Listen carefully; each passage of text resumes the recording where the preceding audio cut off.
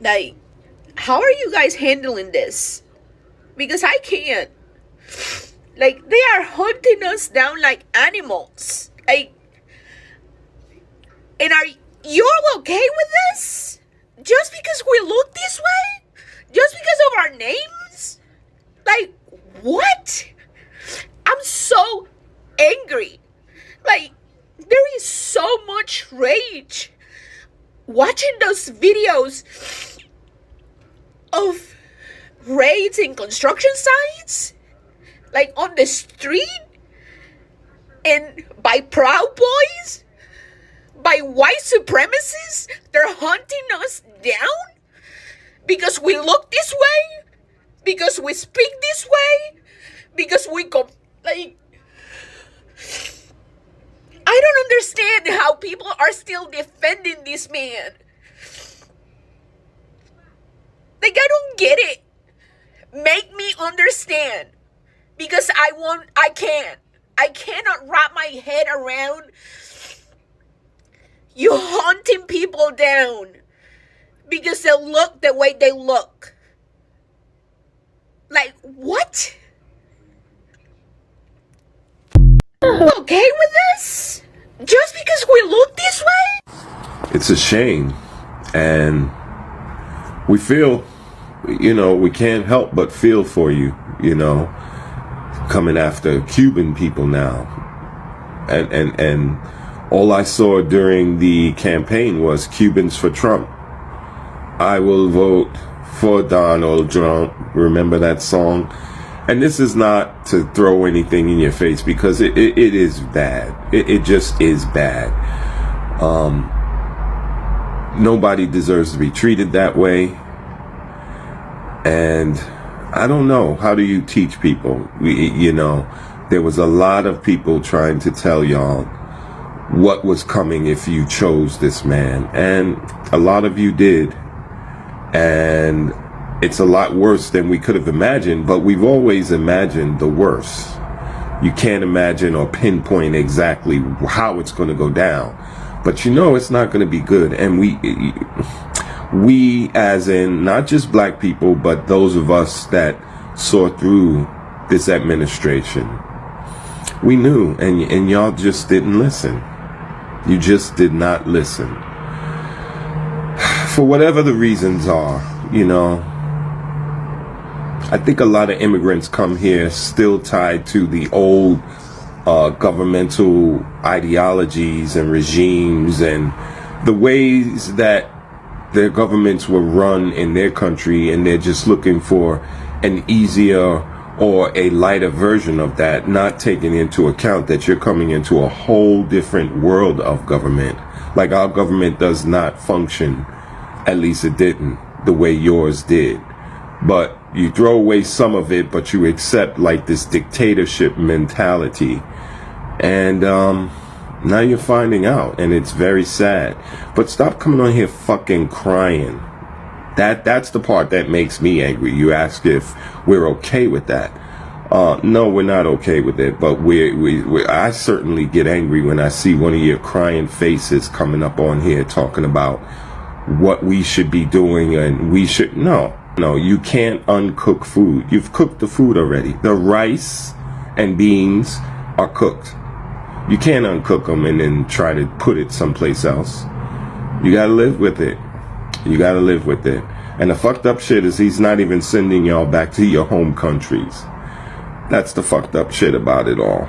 You didn't listen. You didn't want to listen for whatever the reasons are, and we could go back and forth about what that is, but you're not different in their eyes. If you've learned anything, I hope you've learned that. You are not, yes, it's because of your name, and yes, it's because of the way you look that sets you apart from them. And he played you. And he played you.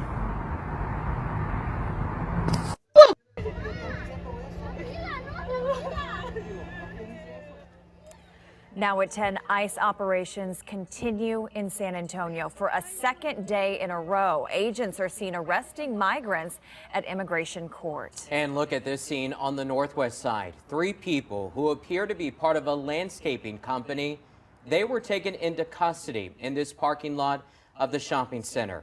Tonight, KENS 5 reporter Megan Reyna is following all these developments for us. Megan?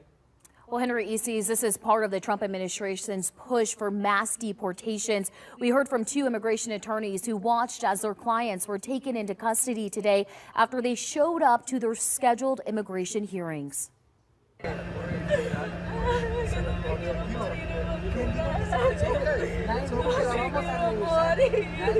Crying out, "I don't want to die in Honduras," an emotional mother taken by ICE agents at immigration court Thursday. Another mother also placed in the same van. Her husband says she has no prior criminal history. Mis hijas esperándolos en la casa. 6 niñas tengo que dependen de nosotros. But like most arrested, she had just had her case dismissed by a judge. We were requesting a merits hearing, and the judge declined to set a merits hearing because DHS asked for the case to be dismissed and the client to be ordered removed, saying that it was not in the government's interest to hear a full case. These videos shared to us show agents in the lobby of the immigration court waiting for migrants, one agent even holding what appears to be a list with pictures. Shortly after, you see agents escort an entire family into a charter bus. ICE says these arrests are a part of the Trump administration's plans to reverse former President Biden's so-called catch-and-release program. They are now utilizing expedited removals. It allows them to fast-track deportations for people who have been in the country for less than 2 years. No vengan porque se los van a llevar a todos. These arrests are evoking fear among people who have upcoming hearings. One attorney who's representing a man from Central Africa says the option for migrants to appear virtually for hearings appears to be gone. Her client also had his case dismissed. I feel like we portraying people who was here with credible fears. Just knowing his story, I feel like I let him down. But I thought they said they were going after criminals. Those are babies. Those are children, mothers, landscapers. These immigrants are showing up to their immigration appointments trying to stay in this country the right way. And how do they get rewarded for being upstanding, doing things the right way? They get set up and they get deported. Of course, they lied when they said you get to stay if you do things the right way and you're not a criminal. These are innocent babies between the ages of 9 and 12 being zip-tied like criminals, while an actual criminal, 34-time felon rapist, leader of our country, is pardoning other criminals, the cop killing Jay Sixers and Todd and Julie Chrisley. This is what a lot of you Mexicans and Latinos voted for. Not only are you failures, you are the biggest danger to yourselves, your own family, and your community. What an absolute disgrace you are, MAGA Latinos. They are rapidly deporting Black and brown people, many who are indigenous to this continent, while simultaneously importing white supremacists from South Africa, which is an entirely different continent for those who don't know.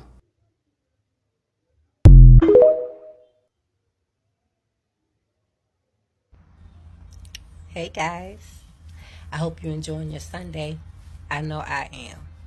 Church was amazing. Now I'm back home in my chill zone, just relaxing on a beautiful Sunday.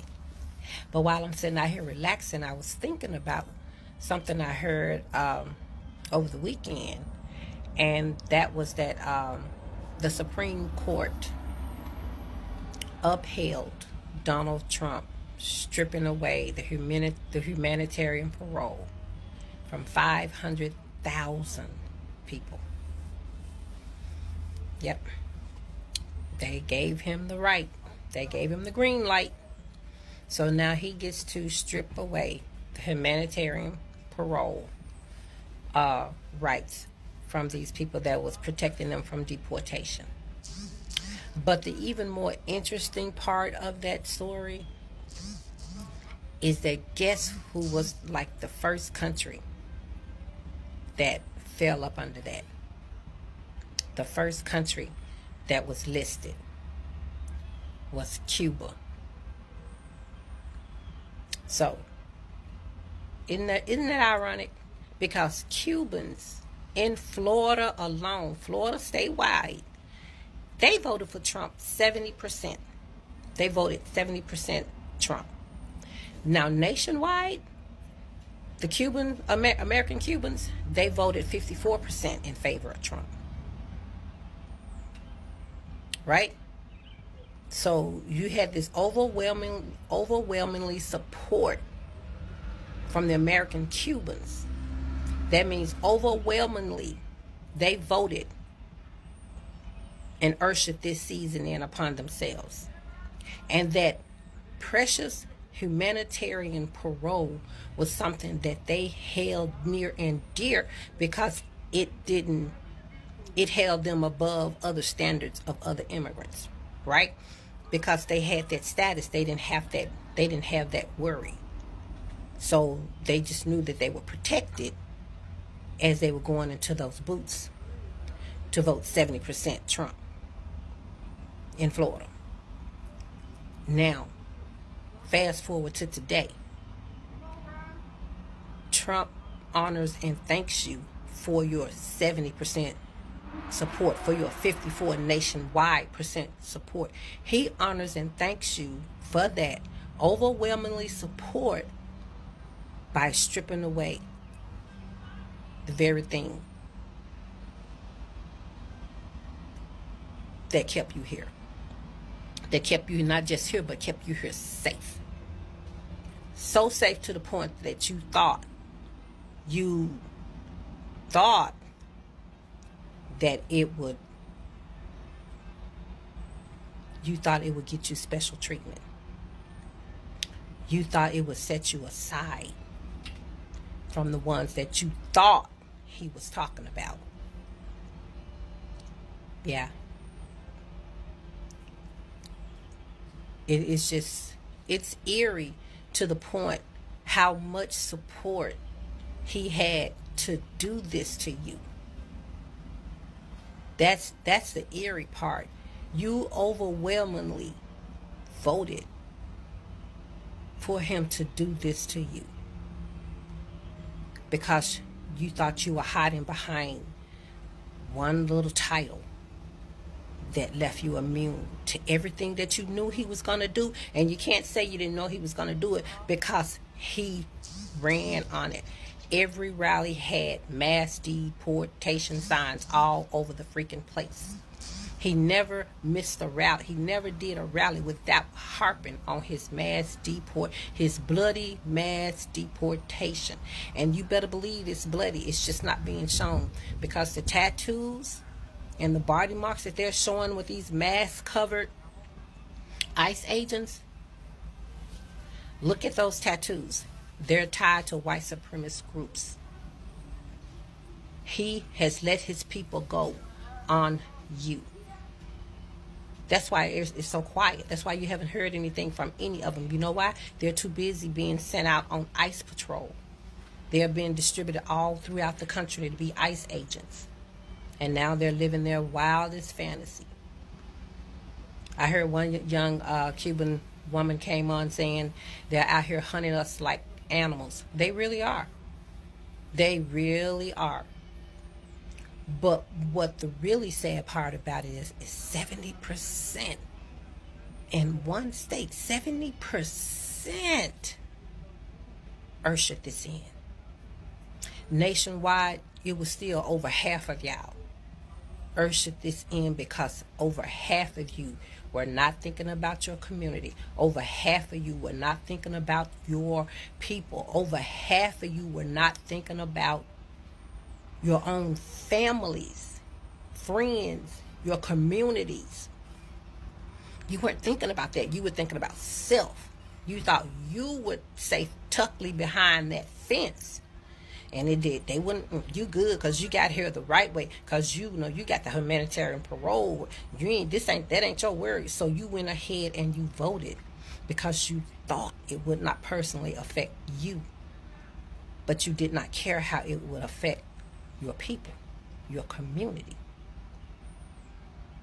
And now your community is, lashing out at us when they really should be lashing out at you. You brought this upon them. We didn't do it. We voted against 92, 80. We voted against mass deportations. Where y'all went as far as voting 70% for mass deportations. Let that sink in. And once y'all deal with those inside traitors, once y'all handle them, once y'all show that smoke to them, maybe we will listen to something you have directed toward us. But right now, while you sitting up here getting your anger and your resentment and your frustration and your hatred out, and you just lashing it out at us, we ain't even trying to hear it. It's not affecting us. It's not piercing 1 inch, because we know.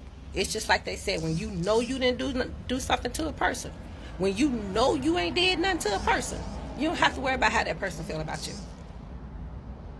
We know we didn't do this to y'all. Our numbers speak for themselves. Can you say the same? Can you say the same? And if you can't, you need to redirect your energy. You need to redirect your comments. You need to redirect your anger. This was a self-inflicted wound from your community. Our community did everything we could to protect you from this. But you know, you're so much better than we are. You know, you're so much more. We can't tell you anything because, you know, you're too close to whiteness to listen to us. So you went out there on that limb and they chopped it off. So what you need to do, you need to get together with your own people. You need to quit getting on social media embarrassing yourselves, because everybody with half a peace of mind know this was a self-inflicted wound. And until you got that energy for them, don't come over here.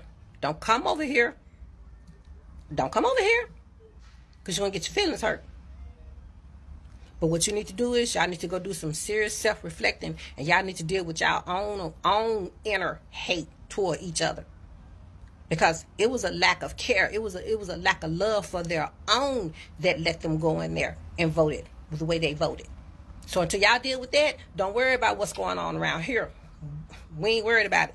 We were the only one. We were the only group that went in unanimously, overwhelmingly, 10 toes downly. We were the only ones. We ain't got time for it. We don't even want to hear it. We out here line dancing. We out here stocking up. We out here doing what we got to do. So I suggest y'all do the same. Anyway, before I get out of here, just one quick question. You know, Cubans, the one that was voting for Donald Trump, yeah. Is it great again yet? Just asking for a friend. Political governmental manipulation. Here we go again. So now the Cubans are going to suffer because the Supreme Court gave Trump the okay to deport over 500,000 people, and some of those people are going to be Cubans. Cubans are going back home. And listen to this.